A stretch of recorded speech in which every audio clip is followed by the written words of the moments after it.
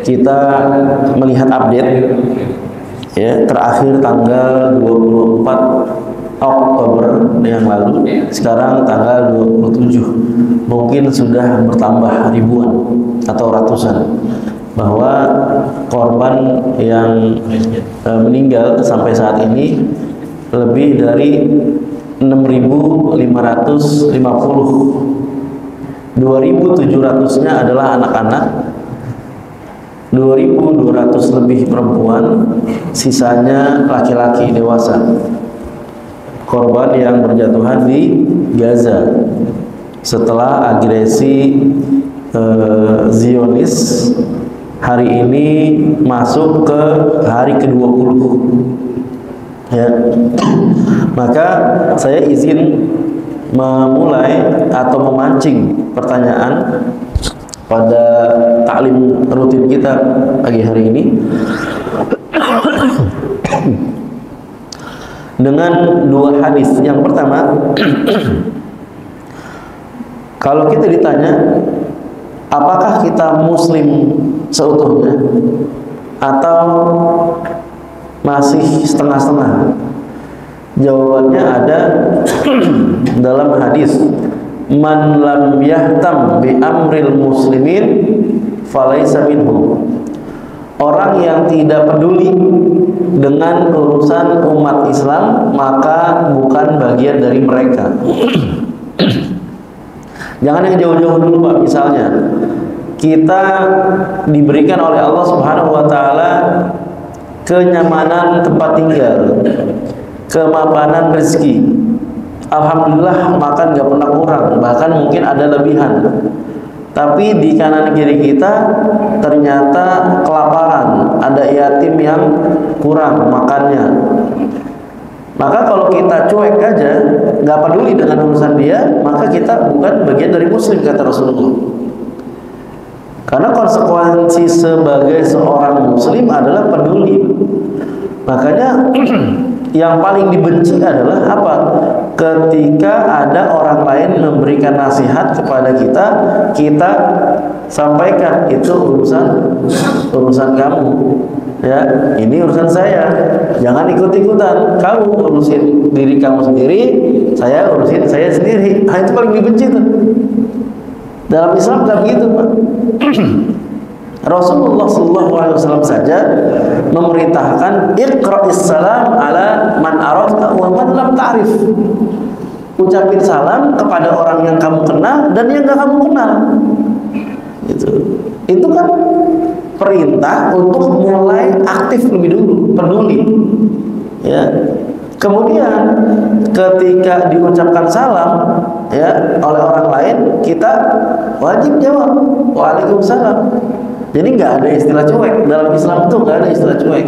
Cuma mungkin Pak, habit atau kebiasaan sebagian kita ya, baik kehidupan berkeluarga, bersaudara, bermasyarakat, bersosial, mungkin terbiasanya cuek. Ah udahlah, urusan dia kita mau ikut-ikut. Nah ini yang seperti ini Pak, sejujurnya Pak, memperlambat perubahan, membuat kehidupan baik keluarga, bersaudara, bermasyarakat, sosial gak berubah-ubah. Karena ada mata yang melihat kerusakan, ada telinga yang mendengar kerusakan, diem. Makanya umat Islam itu bukan stuck, bukan mengalami flat ya, datar, nggak maju-maju gitu ya, bahkan kemunduran. Itu bukan karena nggak ada kebenaran sama sekali, tapi orang yang benarnya diem, jadi terasa kayak nggak ada. Ada orang yang tahu, ada orang yang berilmu, cuma diem gitu. Nah, gilirannya nggak diem, giliran bersuara dibenci, diserang, ya nggak apa-apa, resiko itu mah. Ya. Orang yang tahu kemudian bersuara, mengoreksi, memperbaiki, dibenci, dimusuhin, biasa itu Pak. Emang udah sunnatullahnya begitu. Kalau nggak begitu nggak bakal tahu mana yang benar, mana yang salah. Rasul juga dulu dimusuhin, Rasul juga dulu dinyinyirin, beliau juga dikucilkan dulu, biasa aja, nyantai. Ya, ketika udah keterlaluan, sampaikan, ya, sampaikan kebenarannya. Jadi konsekuensi gitu. Nah, kalau cuek, nggak peduli, nggak mungkin Islam sampai ke Indonesia. Kenapa Islam sampai ke Indonesia? Karena Rasul mikirin gimana caranya agar orang-orang di Yaman bisa menyembah Allah. Gimana caranya agar orang-orang di Mesir ya bisa menyembah Allah. Gimana caranya seluruh dunia hanya menghambakan diri kepada Allah Subhanahu wa taala. Makanya penting bagi kita peduli ya. Itu yang di sekitar kita nyambung lah, oke lah, kita masuk akal lah. Tapi kalau yang di Gaza, Palestina nggak nyambung saya, jauhan. Itu mah urusan orang Palestina aja dah, nggak ada urusan kita. Nah, nggak begitu Pak. Makanya saya tadi sengaja bacain ayat innamal mu'minuna ikhwah. Sesungguhnya orang-orang beriman itu dimanapun bersaudara, karena sama-sama mengucapin la ilaha illallah. Kita di Indonesia ngucapin la ilaha illallah, di Malaysia juga ngucapin la ilaha illallah, ya, di Saudi juga ngucapin la ilaha illallah, di Palestina ngucapin la ilaha illallah. Jadi sama, kita disatukan dengan la ilaha illallah. Nah, itu namanya mukmin, beriman. Hadis yang kedua, ketika kita ditanya, "Bang, agamanya apa, Bang?" "Islam." "Alhamdulillah." "Apakah abang sekarang ini sudah beriman?" Nah, kan itu pertanyaannya dalam banget ya. Maka hadis yang kedua ini menjadi ciri kita mengukur keimanan kita seperti apa. Matsalul mu'minina fi tawaddihim wa ta'atufihim wa tarahumihim kamatsalil jasadil wahid idza ishtaka minhu 'udwun tada'a sairul jasadi bisahri wal humma. Perumpamaan orang yang beriman satu dengan lainnya seperti satu tubuh. Dalam apa? Dalam berkasih sayang, mencintai, mengasihi, menyayangi. Seperti satu tubuh, Pak. Kalau satu anggota tubuh merasakan sakit, maka semuanya akan ikut terasa. Bapak ada yang sakit gigi, Pak. Yang sakit apa, Pak? Gigi. Yang ngerintih apa? Mulut, lisan. Yang gemeter apa yang gemeter? Wah, Pak Haji Boni mana sakit gigi tuh. Udah selesai Pak Haji ya, sakit giginya masih. Pekan lalu masih ada luka nih di lidah saya, tengah-tengah, bagian tengah-tengah ada apaan nih kok? Apa salah makan? Ada yang tajam kena lidah, luka. Kecil banget Pak lukanya Pak, tapi nggak enak makan, minum perih. Ya Allah, ini kenapa? Lah, ini kan yang merintih siapa? Yang merintih mulutnya, yang kagak enak pikirannya Pak. Padahal yang sakit cuma bagian lidah sedikit. Mukmin begitu Pak. Ada bagian tubuh kita berada di Palestina, maka organ yang lain yang berada di Indonesia itu harus merintih juga. Bagaimana caranya agar kita menghadirkan ketika melihat berita 2.700 lebih anak-anak dibantai, ketika melihat muslimah dinistakan, dibunuhin, ya, dilemparin bom, bagaimana ibu-ibu perasaannya? Kalau nggak ada getaran sama sekali, kalau nggak ada empati, nggak merasa, iman kita bermasalah. Itu ukurannya. Dalam hadis Rasulullah, perumpamaan orang beriman dalam berkasih sayang, ya, dalam mencintai, ya seperti satu tubuh. Satunya lagi luka, yang lainnya ikut merintih, nggak bisa tidur, ya, meriang-meriang tuh. Humma, kata Rasulullah. Lah, Imam Syafi'i mendengar, Imam Ahmad bin Hanbal mendengar berita bahwa Imam Syafi'i sakit. Kepikiran, khawatir, sampai sakit juga. Saking saling mencintainya, guru dan murid. Getaran itu, ikatan itu mungkin kita nggak banyak sekarang nih, karena hatinya nggak berfungsi, imannya seperti basa-basi. Makanya perlu latihan sebetulnya. Latihannya gimana? Ketika melihat, hadirkan rasa. Gimana kalau anak saya yang mati ya? Gimana kalau istri saya yang kena rudal? Gimana kalau Masjid Al-Ikhlas yang hancur dibom gitu? Gimana kalau kemudian tempat tinggal kita, kampung kita ternyata habis rata karena rudalnya Zionis gitu? Hadirkan rasa itu sehingga imannya nyala, alarmnya nyala. Jangan sampai alarm mati terus cuek aja. Lah ini mah jangankan ya, jangankan ngurusin orang Palestina, sama tetangga aja bodoh amatan. Lah coba. Lah iya, padahal Rasulullah SAW memperhatikan urusan tetangga. Ya. Man kana yu'minu billahi wal yawmil akhir fala yu'zi jarahu. Barang siapa yang beriman pada Allah dan hari akhir tidak menyakiti tetangganya. Kalau disakitin tetangga, ya udahlah kita sabarin aja lah. Yang penting kita nggak menyakiti. Bapak-bapak, ibu-ibu ya, pingin bikin acara misalnya. Kemudian acaranya dengan musik yang dangdung, ya, nggak tahu tuh tetangganya ada yang sakit, ada yang lagi merintih gusinya nyut-nyutan ya Pak. Dangdutan nggak mau tahu, pokoknya kencang banget. Itu nyakitin Pak, mengganggu itu. Contoh, ya. Atau mau bikin usaha misalnya, ternyata usahanya mengganggu tetangganya, misalnya warungnya sampai nutupin rumah tetangga atau apapun itu, asap lah misalnya, ya jurusan. Ya, jadi harus mikirin Pak, harus mikirin. Rasul itu memperhatikan urusan tetangga. Ya kalau saya berat Pak, kanan kiri saya saudara iya, tetangga iya, banyak poinnya kudu dijagain kan begitu, banyak PR-nya gitu. Jadi urusan bertetangga, peduli itu berkaitan dengan iman. Karena begitulah Rasul mengkaitkan bahwa iman kita itu ya seperti satu tubuh ya. Dimanapun orang beriman merintih, kita harus merasakan hal yang sama. Wah, kalau saya sih cukup di masjid aja dah kenalnya. Kalau urusan pribadi mah saya nggak ikut-ikutan, urusan dia. Ya oke, kalau ada orang yang menutup diri, nggak terlalu suka diikut campurin, ya udah kita nggak ikut. Tapi kalau ada yang perlu bantuan, bantu.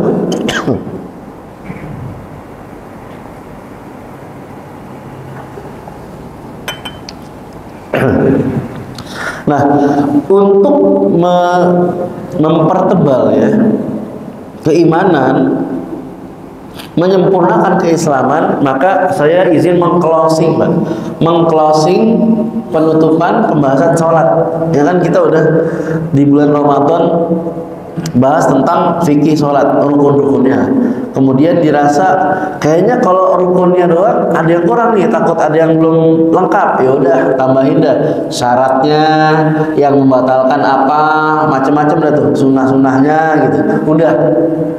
Udah praktek juga kita berdiri bareng-bareng, rukuk bareng-bareng, sujud bareng-bareng, udah. Maka ini hari ini adalah closingnya pembahasan tentang sholat. Insya Allah pekan depan kita lanjut lagi bahas tentang kitab hadis ya, Nuzhatul Muttaqin, syarah atau penjelasan Riyadhus Shalihin. Maka di kesempatan ini saya ingin mengajak bapak-bapak semuanya untuk memaknai sholat. Kenapa ya Pak? Kita perhatikan sholat 5 waktu itu rasanya berat. Padahal 5 waktu Pak. Bagaimana kalau dulu Rasulullah nggak nurutin Nabi Musa untuk nawar pada Allah? Jadinya tetap sampai sekarang 50 waktu. Kapan makannya, kapan kerjanya, kapan main pingpong ya nggak? 50 waktu loh. Disuruh nawar terus ya kan? Nawar sampai 5 aja banyak yang bolong. 5 aja banyak yang bolong Pak. Kenapa ya kira-kira? Jadi untuk melakukan sesuatu agar semangat, animonya tinggi, kan harus ada motivasi. Kenapa anak kita mau buang sampah? Ya, karena motivasinya hidup bersih itu enak. Hidup bersih itu nggak ada kecoa di rumah. Kan anak-anak perlu logika sederhana seperti itu. Tuh lihat tuh banyak kecoa, kamu sih nggak buang sampah, akhirnya rajin dia buang sampah. Ya, tuh lihat tuh, kalau ada cicak berarti ada yang kotor. Ya, kalau ada yang kotor wajar cicak banyak di rumah. Kalau cicak banyak di rumah, tandanya ada jin di rumah. Bukan berarti cicak otomatis ada jin, bukan. Maksudnya adalah ketika ada cicak, ada kecoa, itu berarti rumahnya dalam keadaan yang tidak steril, nggak bersih. Kalau nggak bersih, maka wajar jin suka main, suka bersemayam di rumah. Bapak lihat nggak ada cicak di masjid? Nggak ada, bersih Pak. Lihat cicak ada nggak? Nggak ada, bersih Pak. Ya, dirapiin, ya kaca dilapin. Tapi kalau di rumahnya udah mulai kotor nih, mulai muncul. Dari mana munculnya nih? Kita nggak tahu, muncul aja tuh cicak. Makanya dalam Islam itu ya kita diperintahkan untuk membunuh cicak gitu. Bukan berarti wah Islam nih nggak benar nih, masa makhluk Allah tiba-tiba dibunuh, bukan. Itu tandanya ada jin di rumah. Serta merta apakah cicak itu menandakan ada jin? Bukan. Cicak datang karena rumahnya kotor, rumah kotor itulah yang bikin betah jin gitu. Nah, berarti intinya adalah bersihin dulu. Jadi cicak, kecoa kagak betah gitu. Nah, ini ngapa ngomongin cicak ya? Dari mana tadi? Sholat ya. Sholat 5 waktu, kenapa kemudian kok rasanya berat gitu? Jadi ada motivasi Pak. Motivasi gimana caranya agar kita getol gitu. Sama lah seperti bapak-bapak kerja, pergi pagi, pulang sore, atau mungkin sampai malam, itu ada motivasinya kan.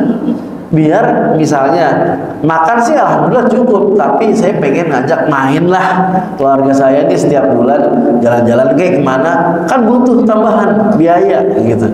Semangat bisnis, semangat usaha, karena ada motivasinya membahagiakan keluarga. Motivasi yang kuat itu, saya pengen punya rumah. Oh, oke. Motivasi terbesar saya pengen punya rumah misalnya. Udah kerja, bisnis, apapun dilakonin ya. Kadang-kadang yang nggak punya iman, yang haram aja dilakonin Pak. Gimana caranya biar rumah tercapai kan gitu. Tapi kita orang beriman enggak,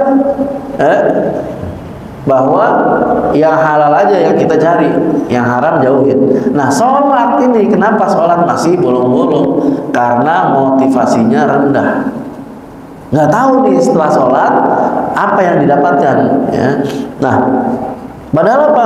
Sholat itu menjadi bahasan yang apa? Penting, punya porsi yang lebih di antara ibadah lain dalam Islam. Perhatian Islam terhadap sholat itu tinggi, ya. Dikit-dikit pembahasan sholat. Bapak-bapak silakan cari di masjid-masjid itu. Dari dulu sampai sekarang pasti ada aja pembahasan sholat. Karena Islam itu memberikan perhatian yang tinggi terhadap sholat, ya, baik dalam Al-Quran ataupun hadisnya. Tinggi perhatiannya, Pak. Ya.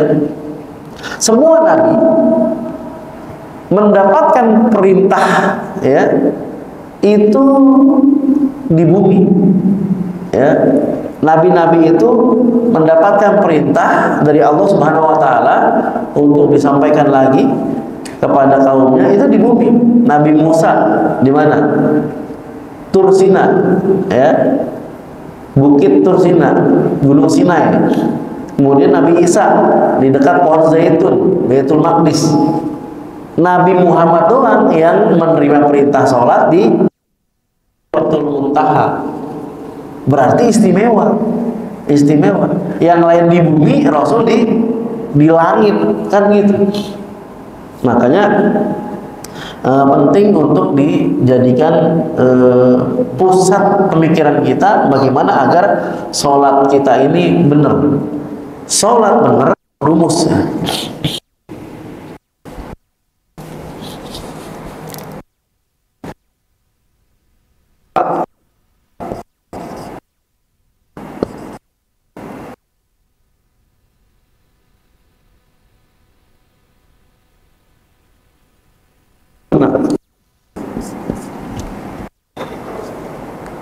Sholatnya lempeng, urusan puasa bagus.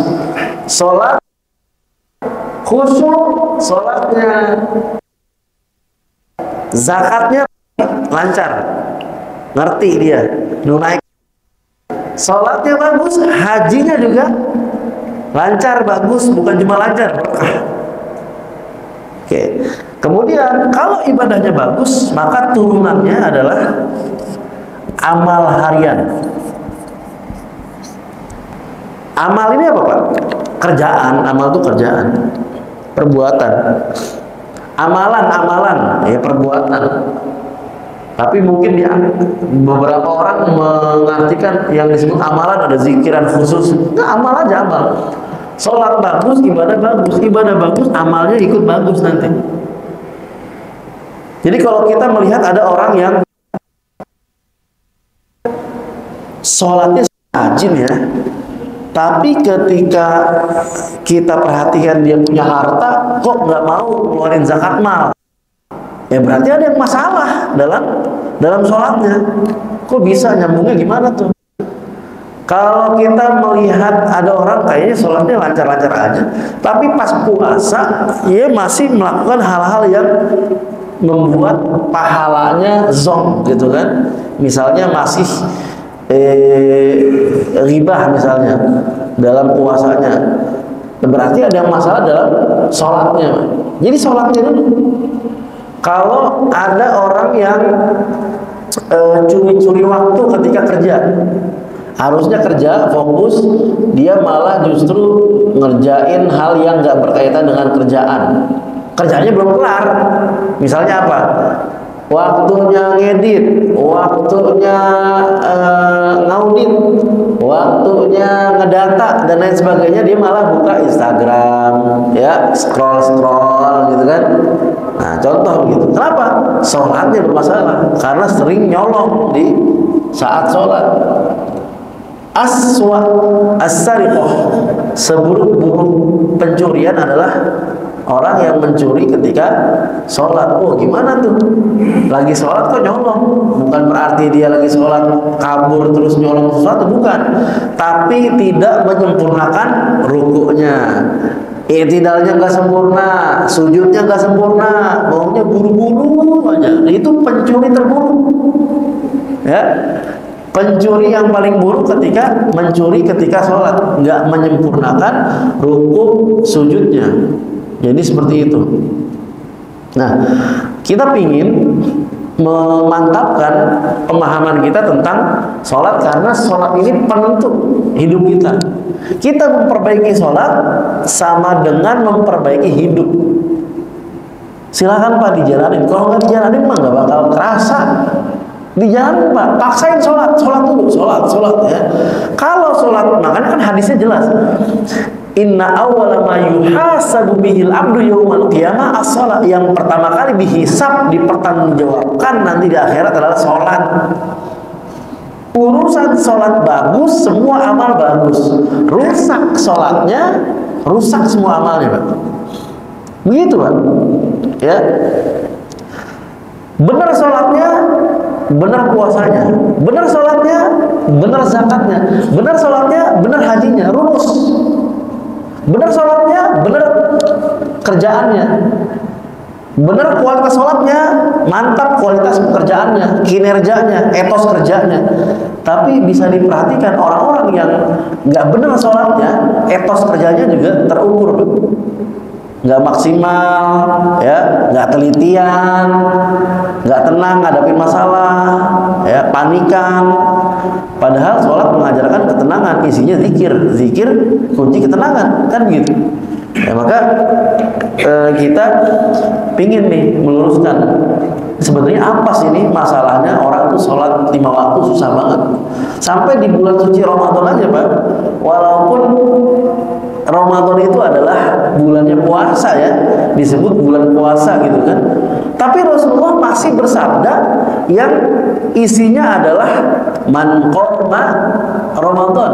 Kan ada man soma, ada man qoma.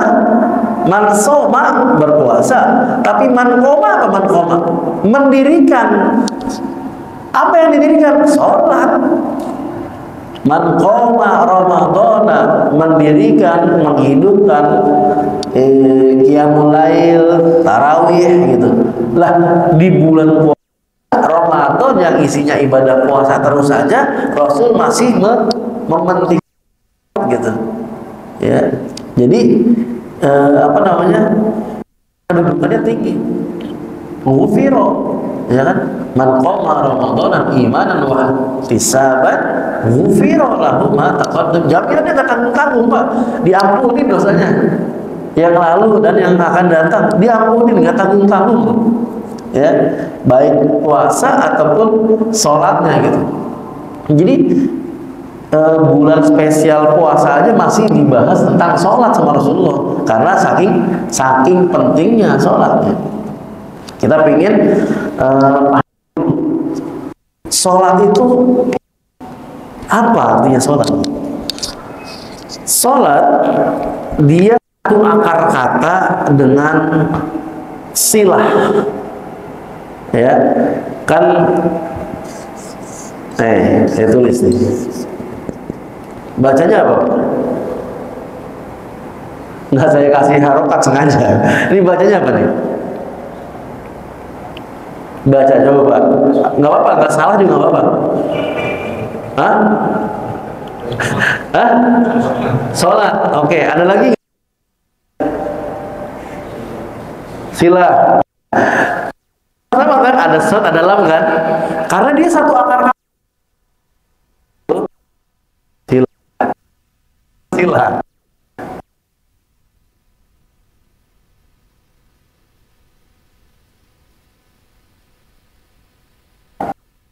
Sengaja sehingga kita mau memastikan dulu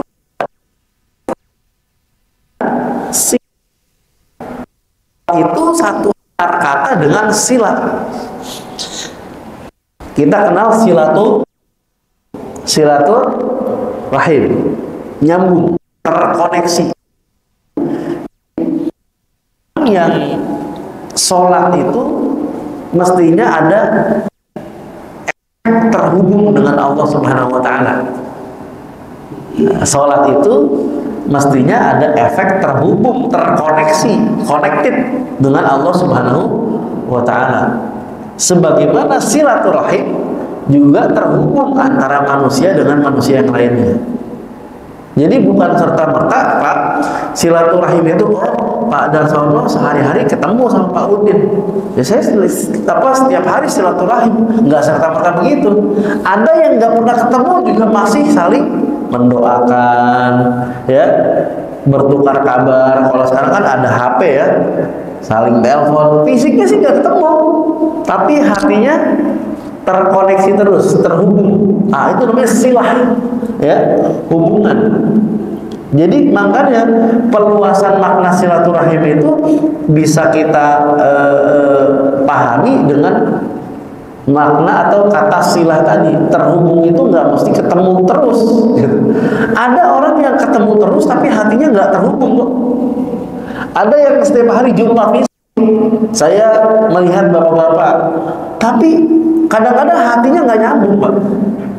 Ya, ada yang seperti itu, Pak. Bahkan maaf, realita sebagian kecil mungkin ada yang bertemu, sering kontak fisik, melihat, tapi diam-diam membenci. Ada. Ya, ketika disebutkan silaturahim adalah meskipun fisiknya nggak jumpa tapi hatinya terus mendoakan, mendukung, support gitu kan. Nah, hubungan yang melatih supaya kita terus terhubung dengan Allah di bawah penjagaan Allah, riatnya kita dapatkan terus dimanapun kapanpun, itu namanya sholat. Silah sholat gitu ya, bukan main bola ya. Main bola Muhammad Sholah Mesir. Nah, jadi hubungan yang melatih kita agar terus atau supaya terus tersambung dengan Allah sehingga tidak terpisahkan pemberiannya, penjagaannya, ya, controlling dari Allah, itu namanya sholat. Maka sebetulnya gini, ciri keberhasilan orang yang sholat yang pertama didapat adalah konektivitas, ya, terhubungnya dia dengan Allah. Makanya saya tadi sampaikan, efek pertama orang sholat, ya, keberhasilan pertama orang sholat adalah dia terhubung dengan Allah, ya. Hubungan itulah yang kemudian menjaga dia dari hari-harinya. Ibadah lainnya terjaga karena hubungannya dengan Allah. Puasanya bagus, sempurna karena hubungannya baik dengan Allah, gitu. Itu namanya al-wusul, ya, terkoneksi, al-wusul. Jadi ini kan sebetulnya akar katanya dari wasolah, silah, solah, wasolah, sampai, nyambung, ya, wasol, nyambung, kata, terputus, tersambung terus, Pak. Nyambung terus, usul, sampai, ya, sampai. Nah, adapun sholat secara bahasa dalam fikih itu, sholat itu diartikan dengan doa. Pernah nggak Pak dengar? Apa artinya sholat? Doa. Secara bahasa begitu. Kenapa?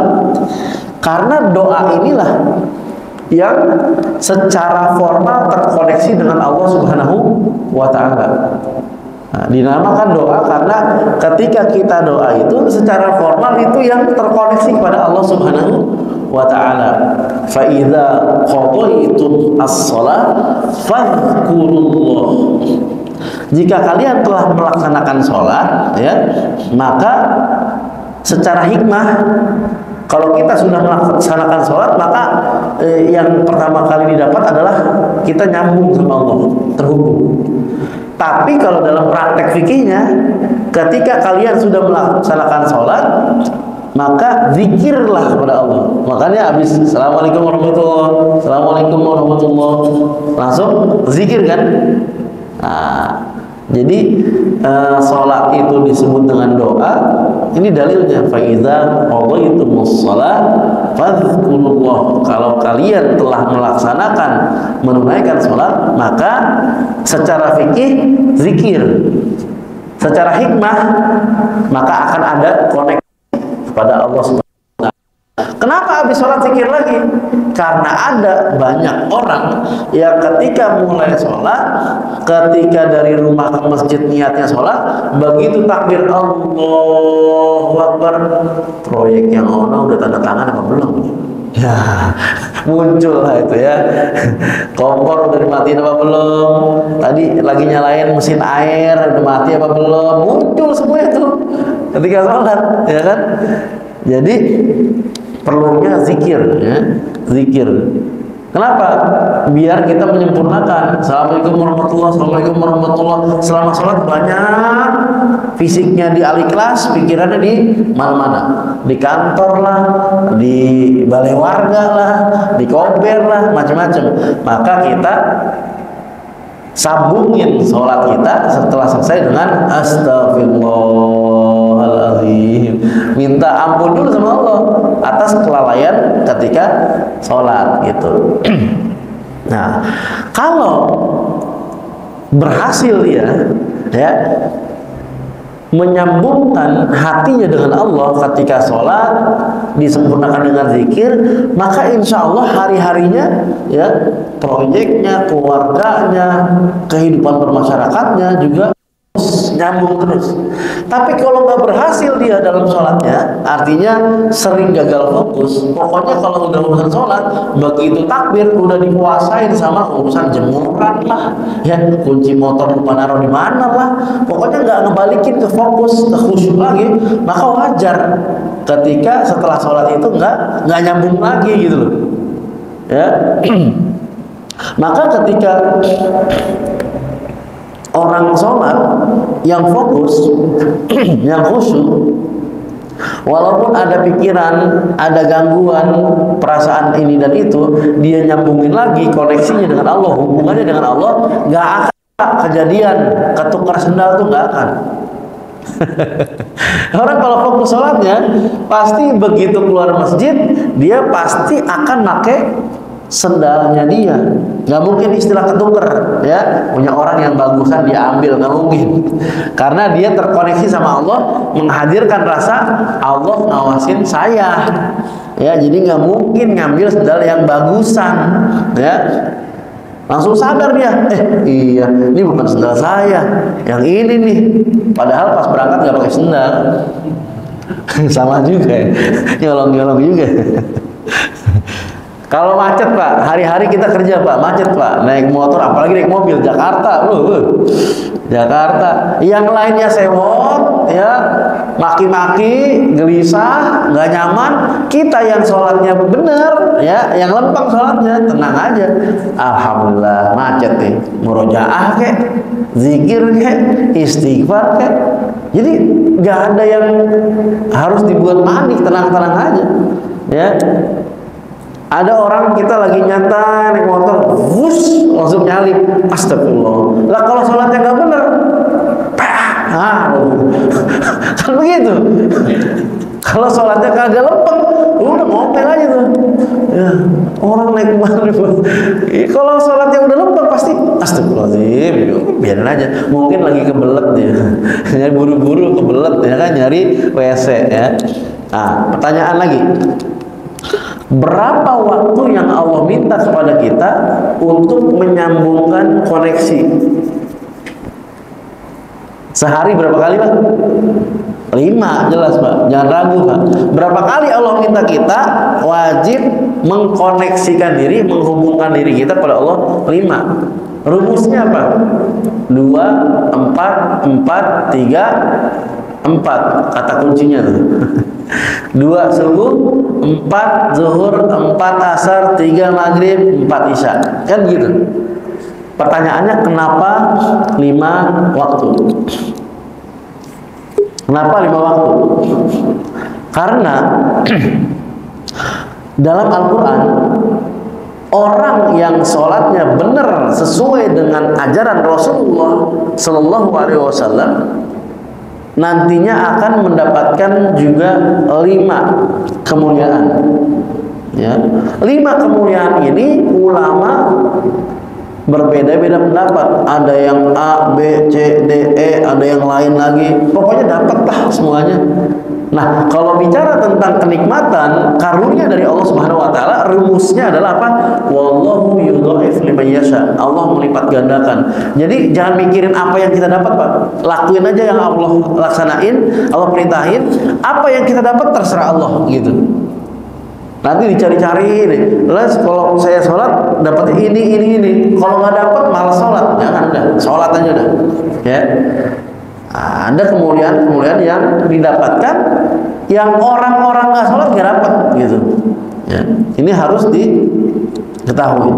Nah, penting ya, Al-Quran mengatakan innani anallah. Ya, menurut para guru yang sudah mungkin membaca kitab-kitab lain, ya, itu di kitab-kitab lainnya nggak ada Allah atau disebutkan Allah memperkenalkan dirinya sebagai Tuhan, kecuali di Al-Quran. Innani anallah fa'budun, gitu. Sesungguhnya aku adalah Allah, maka sembahlah aku, ya, sembahlah aku.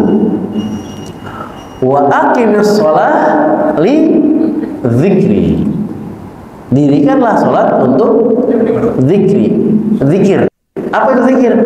Koneksi. Mengkoneksikan diri kepada Allah Subhanahu wa taala. Tunaikanlah salat untuk menghubungkan dirimu denganku, kata Allah Subhanahu wa taala, seperti itu. Ya. Jadi modal utama salat memang penghambaan dirinya dulu kepada Allah Subhanahu wa taala. Kalau dalam sholat nggak menghambakan diri, ini berapa? Hamba itu apa hamba? hamba itu disebut abdun dalam Al-Quran. Abdun, hamba, ta'abud, ya, menghambakan diri, hambaan. Itulah ya status yang meninggikan derajat manusia di sisi Allah. Mungkin versinya manusia, abdun, hamba itu rendah, hamba sahaya, ya kan gitu, budak ya. Tapi rumusnya kalau sama Allah, makin merendahkan diri kita di hadapan Allah, di sisi Allah makin tinggi. Makin meninggikan diri kita di hadapan Allah, rumusnya begitu, Pak. Orang yang merendahkan diri di hadapan Allah, Allah tinggiin, Pak. Lihat yang sombong-sombong, Pak, ngaku Tuhan, ngaku kaya, ada Fir'aun, ada Qarun, ya, mereka ngaku untuk kekuasaannya, nggak ngakuin Allahnya. Dia ngaku tinggi, Allah nyungsepin, tenggelamin kalian, orangnya, hartanya, pasukannya. Tapi hamba-hamba, ya, para nabi yang justru disebut abdun dalam Al-Quran, tinggi derajatnya. Rasulullah SAW disebut abdun. Subhanalladzi asra bi abdihi. Maha suci Allah yang telah memperjalankan hambanya. Disebut abdun, statusnya hamba. Bagi orang mungkin hamba itu rendah, budak, tapi di sisi Allah tinggi. Ya. Kemudian Nabi Nuh ketika mau menaiki bahtera menjadi pemimpin dia, apa kata Al-Quran? Innahu kana abdan syakura. Sesungguhnya dia, Nabi Nuh, adalah abdan, hamba yang bersyukur. Sama seperti Rasulullah, ketika Rasul sholat sampai bengkak-bengkak, Ibunda Aisyah nanya, ya Rasul, engkau sudah diampuni dosanya, ngapain sholat sampai bengkak-bengkak? Afala akunu abdan syakur. Emangnya saya nggak boleh jadi hamba yang bersyukur? Hamba, Pak. Ngaku diri sebagai hamba. Karena ngaku diri sebagai hamba, maka Allah tinggikan. Tapi orang, makhluk yang ngaku Tuhan, makhluk yang ngaku kaya, punya harta, Allah nyungsepin sekalian. Gitu, Pak. Rumusnya. Jadi jangan tinggi-tinggi di hadapan Allah, jangan belagu-belagu jadi orang. Apapun itu, ya, merendah diri aja sama Allah Subhanahu wa Ta'ala. Nabi Zakaria ketika mau berubah status dari ayah, dari suami ke ayah, apa? Kaf ya ain sad idnada rabbahu nidaan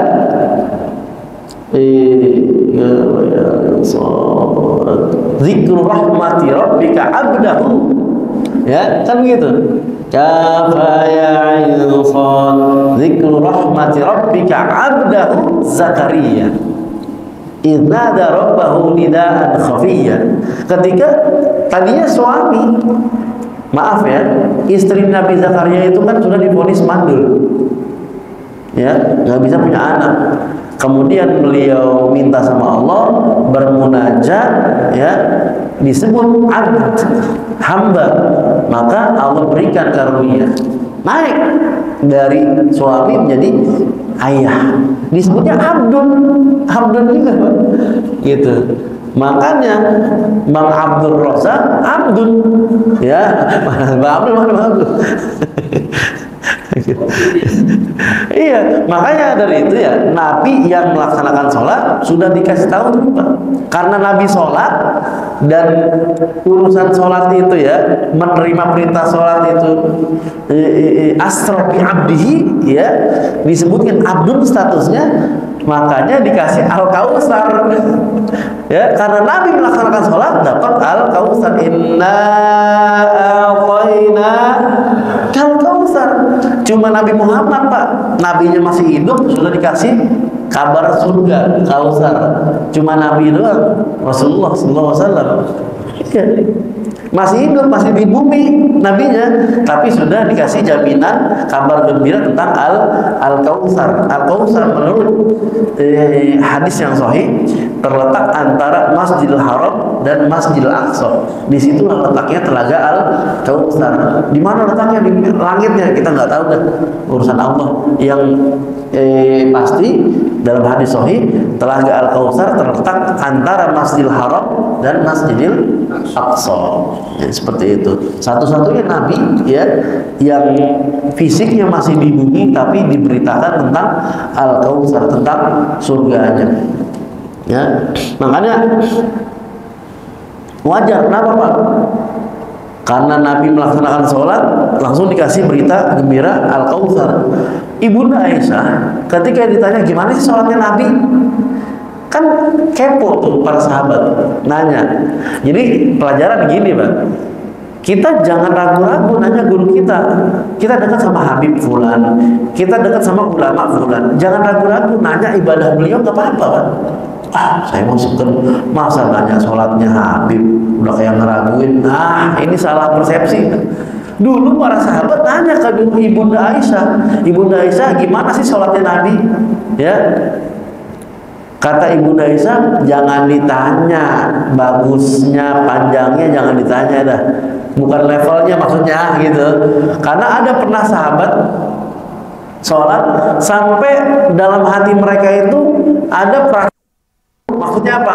Mau ninggalin Nabi saking panjangnya. Ketika Nabi melaksanakan sholat baca surat Al-Baqarah di rakaat pertama nih, Pak. Saya pala umat. Ketika lillahi ma fis samawati wa ma fil ardh, mati para sahabat, alhamdulillah, kelar. Ya. Ternyata habis Al-Baqarah, bismillahirrahmanirrahim, alif lam mim. Allahu la, lanjut alif lam mim, Ali Imran dong. Ali Imran. Dikiranya Ali Imran selesai, udah kelar ruku, lanjut, Pak. Apa? An-Nisa. Lah coba besok sahabat, waduh ini bukan level gitu, nggak kuat jadi makmum, itu kayak mulai ya. Jadi wajar ketika Rasulullah SAW sholat kakinya sampai bengkak-bengkak tuh wajar, levelnya begitu bacaannya.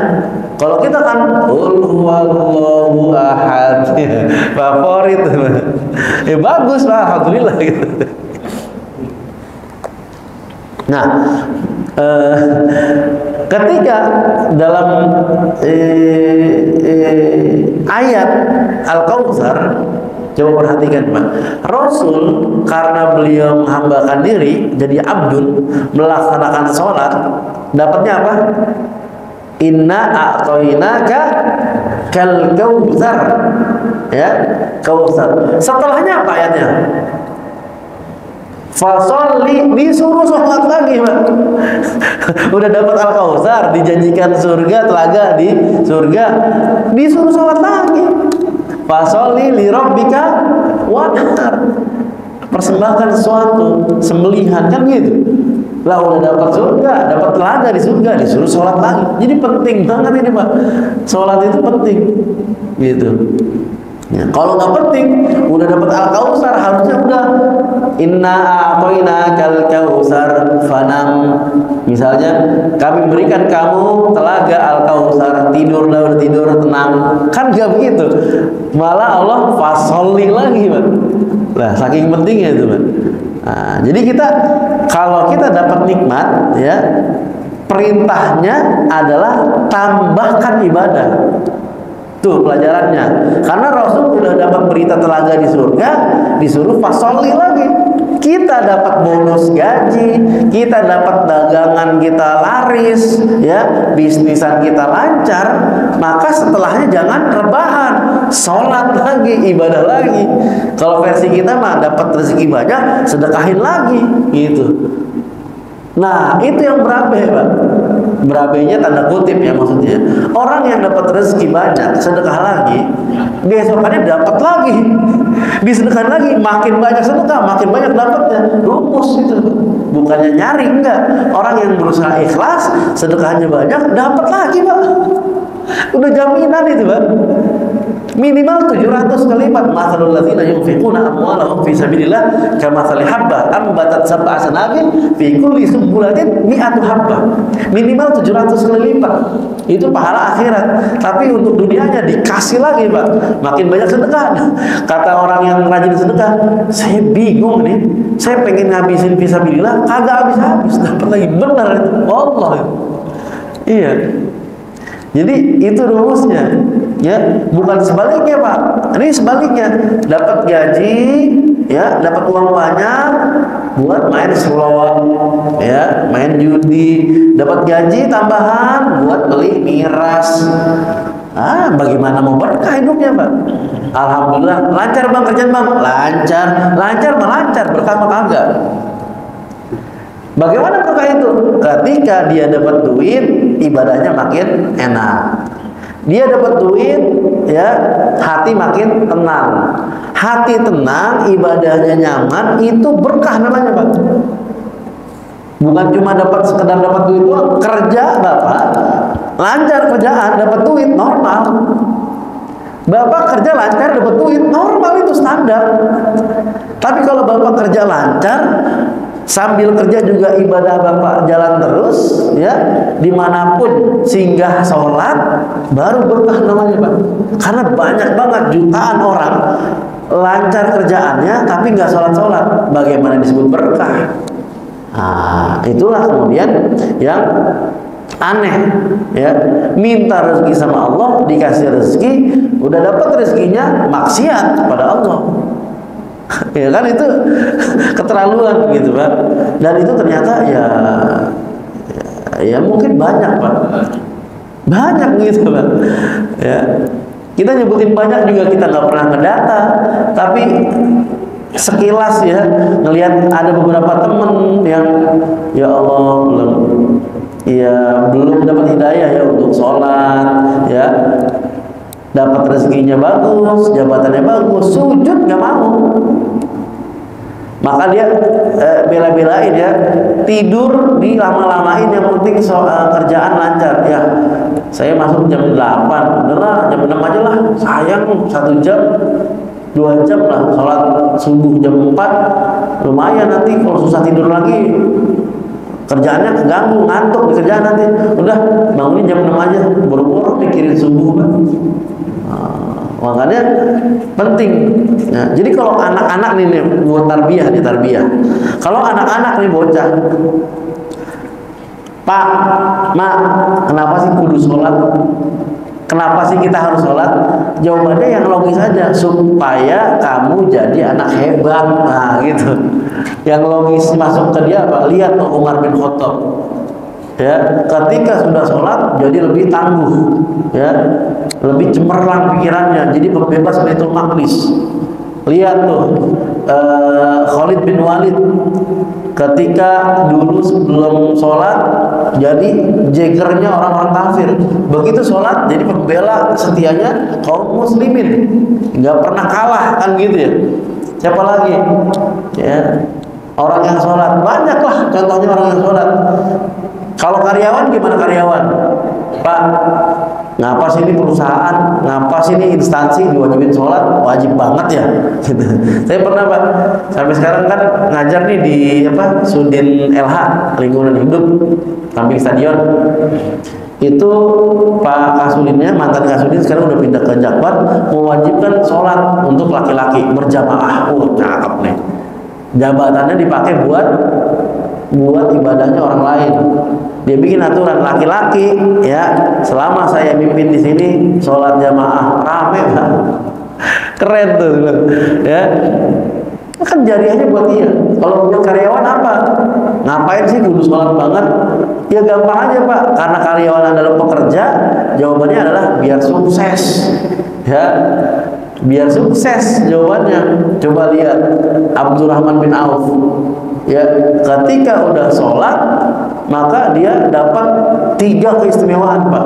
Kekayaannya kan lebih bertambah, dan 3 tuh, ya, gambaran kekayaannya Abdurrahman bin Auf.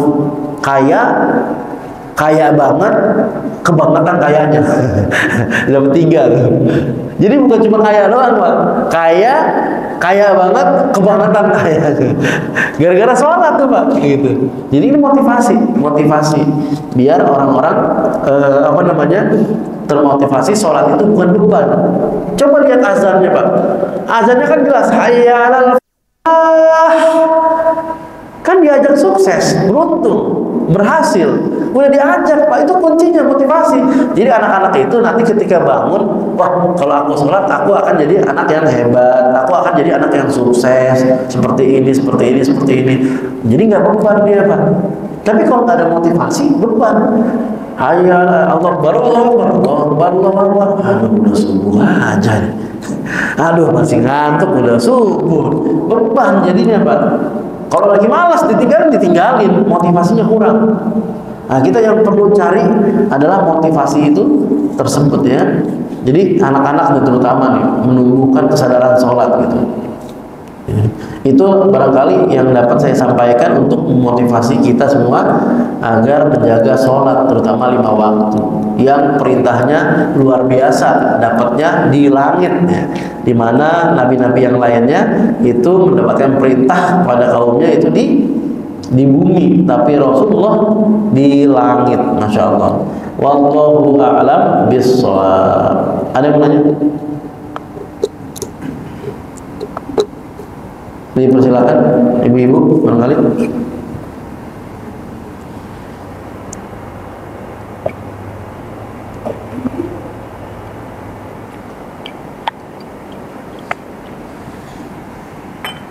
Nggak ada. Aman pokoknya ya. Baik. Kalau nggak ada cukup. Ada. Ada Bu. Nah, kalau nggak ada pertanyaan berarti cirinya ada 2 tandanya. Paham 100%, nggak paham 100%. Insya Allah paham ya. Ya kan kalau nggak paham 100% mau nanya apa bingung, gua nggak paham semuanya. Baik, alhamdulillah ya, cukup ya.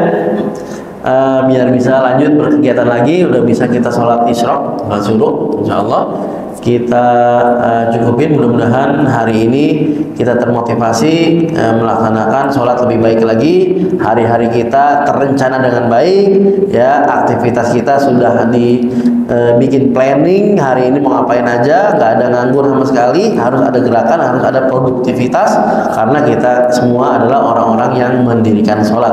Amin ya rabbal alamin. Kita cukupin. Ini mau nanya nih, donasi masih buka terus ya?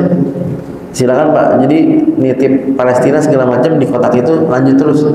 Dari dulu ini bertahun-tahun nih nggak pernah ditutup. Ya, kalau kita lanjut terus di Al-Ikhlas. Ya. Kita cukupin dengan surat Al-Asr dan kafaratul majlis. Bismillahirrahmanirrahim. Wal 'asr innal insana lafi khusr illa alladhina amanu wa 'amilus salihati wa tawasaw bil haqqi wa tawasaw bis sabr. Subhanakallahumma wa bihamdika asyhadu an la ilaha illa anta astaghfiruka wa atubu ilaik. Assalamualaikum warahmatullahi wabarakatuh.